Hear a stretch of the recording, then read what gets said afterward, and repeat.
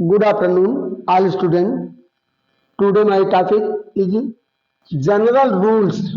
Direct narration or speech change into indirect narration or speech. प्रत्यक्ष कथन से अप्रत्यक्ष कथन में बदलने के साधारण नियम। तो इसके 4-5 नियम फॉलो करते। कल हमने आपको पहचान बताया था डायरेक्ट नरेशन के सेंटेंस और इनडायरेक्ट नरेशन के सेंटेंसों की पहचान क्या होती है, जो आपके परीक्षा के दृष्टिकोण से बहुत ही महत्वपूर्ण है, क्योंकि आपका परीक्षा बहुत ही नजदीक है। इंटरमीडिएट हाई स्कूल की परीक्षा कुछ ही दिनों में होने वाली है, तो इसलिए हम पहला रूल्स इसका दे रहे हैं। नंबर 1,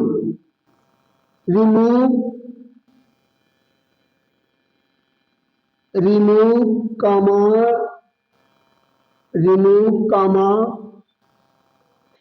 after reporting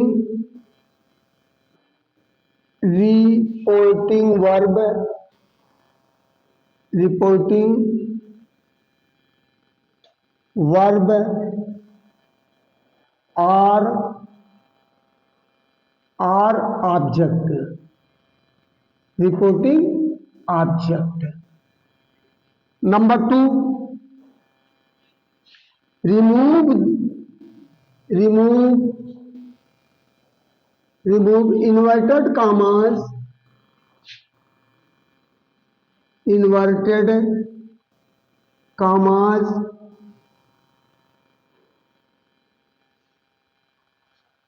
after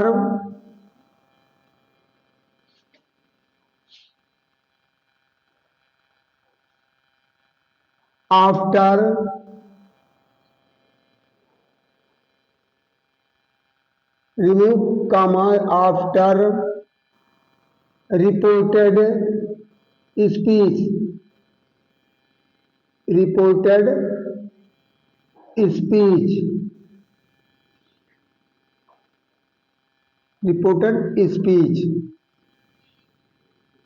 यानी रिपोर्टेड स्पीच के इन्वर्टेड कामा को हटा दे रहे हैं। नंबर 3, तीसरा सामान्य नियम इसके क्या है? Join the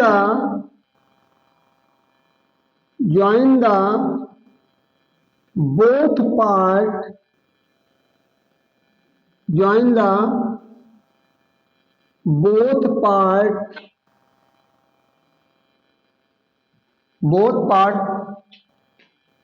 a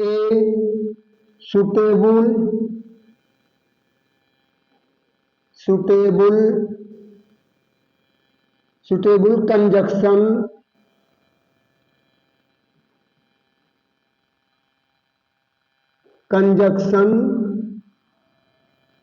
that if or whether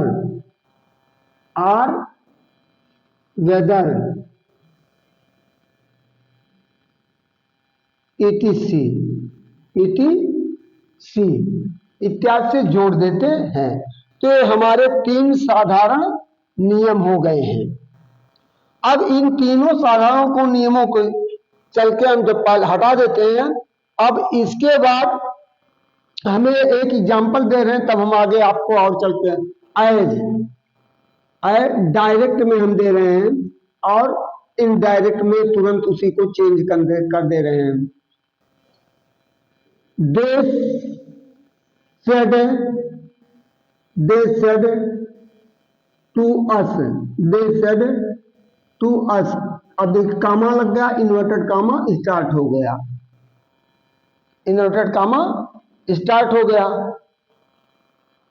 I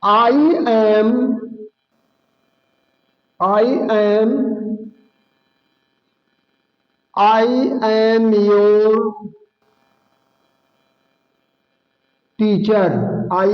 your teacher. मैं तुम्हारा अध्यापक हूं।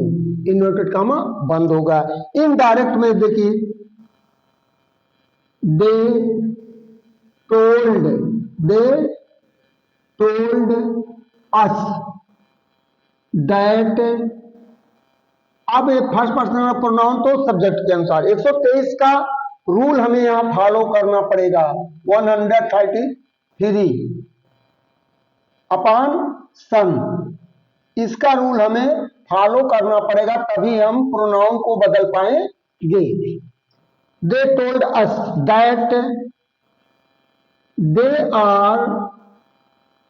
वर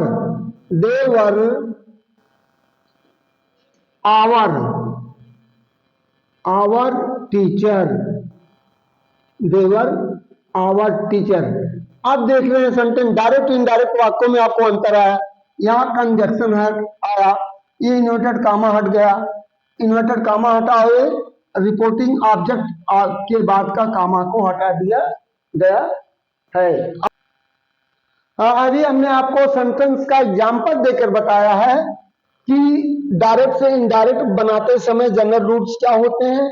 अब हम आपको चल रहे काइंड ऑफ सेंटेंस बताएं। जब तक आप काइंड ऑफ सेंटेंस नहीं जान पाएंगे तब तक आप उनके बारे में कौन सा कैसे बदला जाता है उसे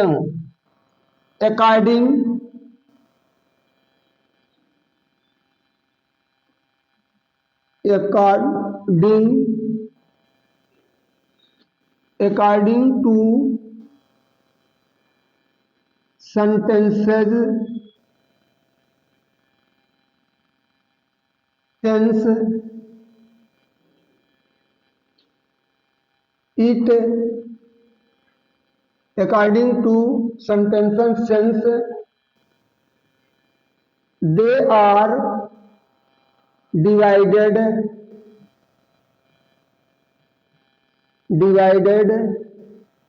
into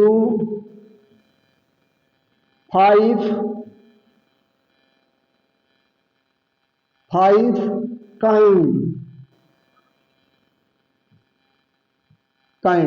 करा की वाक्य की विचारधारा के भाव के अनुसार इसे हम 5 भागों में बांटे हैं।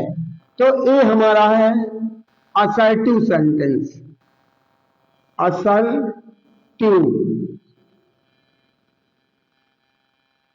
Assertive sentence.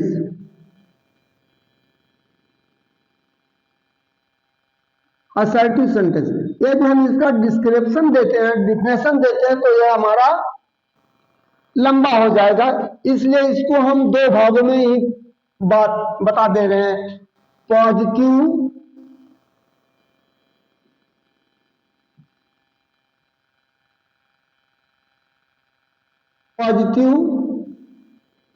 निगेटिव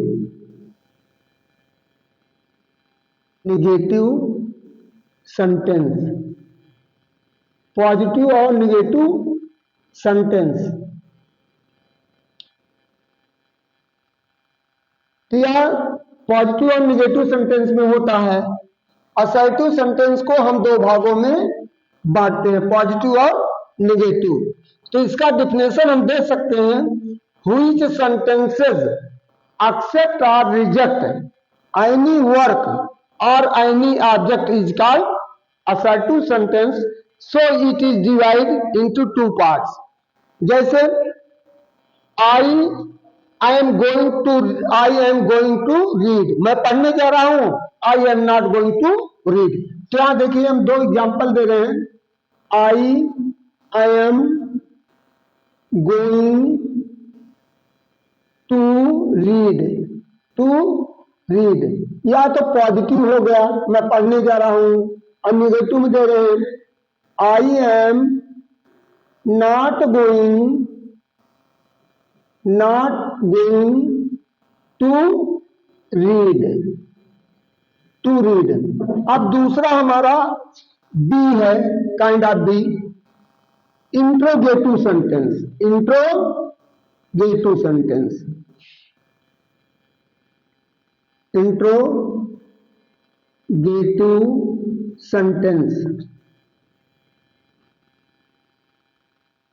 प्रश्नवाचक वाक्य और इसके अंत में प्रश्नवाचक मार्क ऑफ इंट्रोगेशन लेकर आता है। Which sentences use asking A question is called interrogative sentence, तो इंट्रोगेटिव सेंटेंस भी हम दो प्रकार को डिवाइड करते हैं, एक डिस्क्रिप्टिव, एक रिस्ट्रिक्टिव, यस या नो टाइप, या जिसका वर्णनात्मक होता है, जैसे do you play cricket, do you play cricket, क्या तुम हॉकी खेलते हो? Why did they not come to teach, अब ये देखिए दोनों वाक्यों में मार्क ऑफ इंट्रोगेशन आया है। वो आप देखिए ये वर्णनात्मक होगा, इसका उत्तर यस या नो में दिया जाता है। तो इनके भी बनाने के अलग अलग रूल्स होते हैं, इनके भी अलग होंगे, इसका भी अलग होगा। अब इस तरह सी हमारा जा रहा है काइंड ऑफ सेंटेंस में, इंपरेटिव सेंटेंस,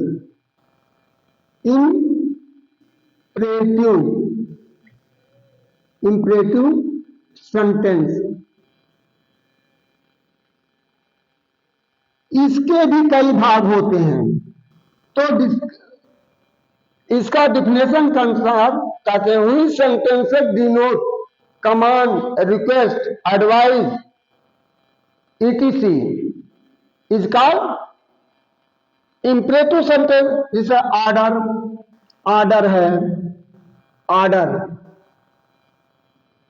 ऑर्डर है, एडवाइस है, रिक्वेस्ट है,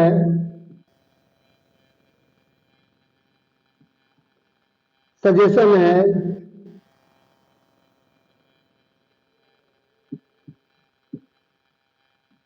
etc। जब इसके भी आते हैं तो उस तरह भी, जैसे कम हियर, यहां आओ, गो देयर, वहां जाओ, जैसे do not disturb me, do not disturb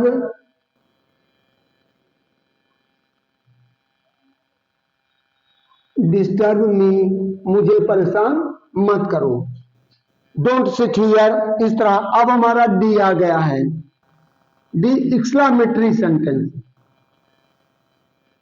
exclamatory sentence.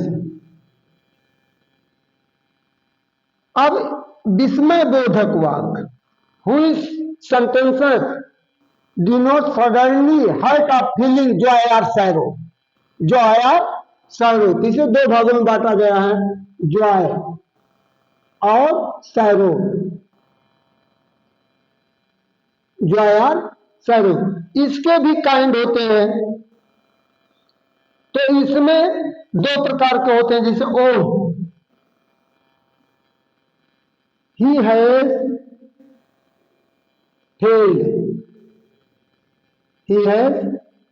failed,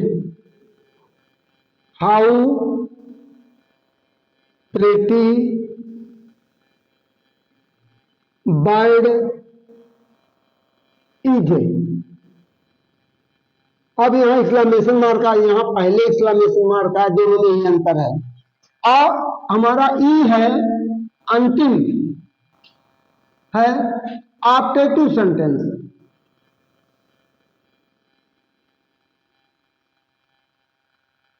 optative sentence,